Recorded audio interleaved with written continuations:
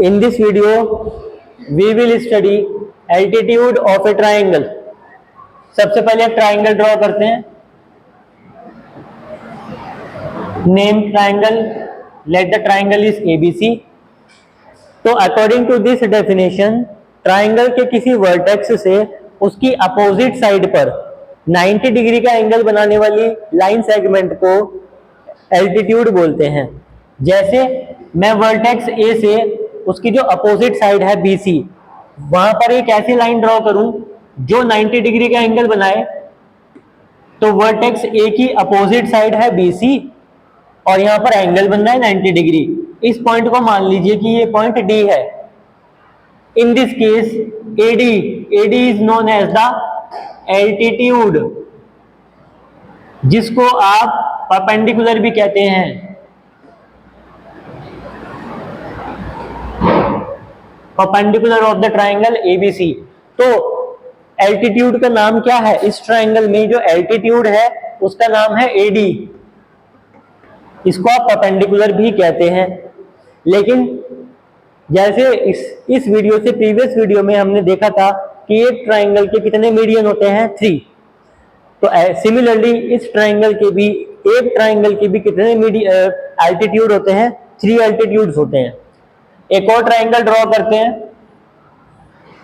ABC, और इस बार B point से AC जो उसकी अपोजिट साइड है, अपोजिट साइड के ऊपर एक लाइन ड्रॉ करेंगे और लाइन ऐसी ड्रॉ करेंगे कि जो एंगल बने इंटरसेक्टिंग पॉइंट AC और BD, इनका इंटरसेक्टिंग पॉइंट D है, तो D पॉइंट पर 90 डिग्री का एंगल बनना चाहिए.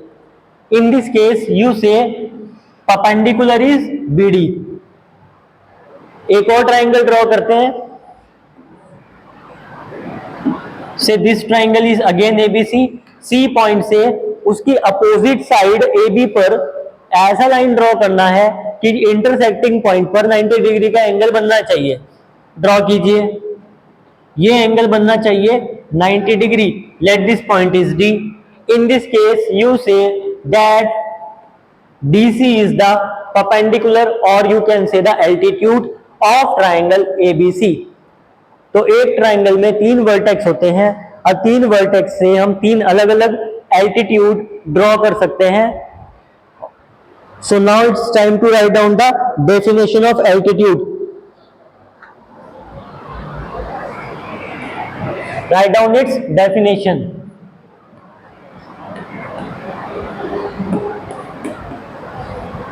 A line segment perpendicular to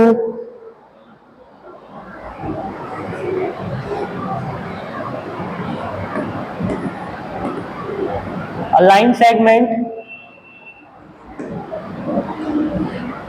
drawn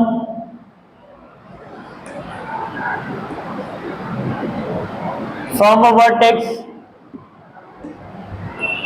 to its opposite side, to its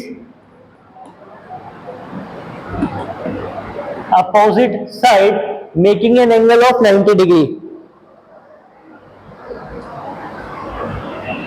Or a line segment drawn from a vertex to its opposite side, making an angle or making a right angle,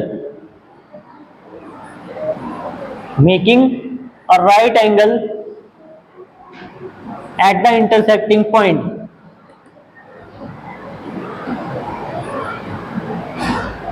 The definition can be different from your book. It's your choice whether you are understanding this definition or understanding the definition given to you in book. Read it again. A line segment like that drawn from a vertex. एक vertex से हमने draw की. कहाँ draw की? Opposite side के ऊपर. लेकिन इस तरह से की कि वो making an angle of right angle, means making an angle of 90 degree on its opposite side और at the intersecting point.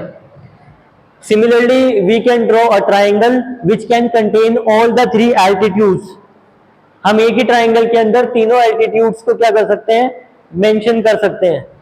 Like that. Draw a triangle like that. Say this is triangle P Q R, P point से opposite side पर 90 degree का angle बनाते हुए एक line draw की हमने, Q point से अपोजिट साइड के ऊपर 90 डिग्री का एंगल बनाते हुए एक लाइन ड्रॉ की हमने, आर पॉइंट से अपोजिट साइड के ऊपर 90 डिग्री का एंगल बनाते हुए एक लाइन ड्रॉ की हमने। Assume that the intersecting points are A, B and C. तो इस ट्राइंगल में 3 एल्टीट्यूड है। The number of altitudes in this triangle are 3 and these altitudes are PA. Number 1 altitude is PA, second altitude is QB and third altitude is RC. So we can have 3 altitudes in one triangle like this. One more thing I want to make you should notice कि what is the meaning of perpendicular and altitude, और हम उसको question में कैसे use करेंगे। यहां देखो इस डायग्राम के अंदर मैंने मेंशन किया है PA परपेंडिकुलर है QR पर, क्योंकि वो एल्टीट्यूड है। उसको मेंशन कैसे करते हैं, इसको मेंशन करते हैं कि PA परपेंडिकुलर, ये परपेंडिकुलर का साइन होता है, PA परपेंडिकुलर है कौन सी साइड के ऊपर है, QR।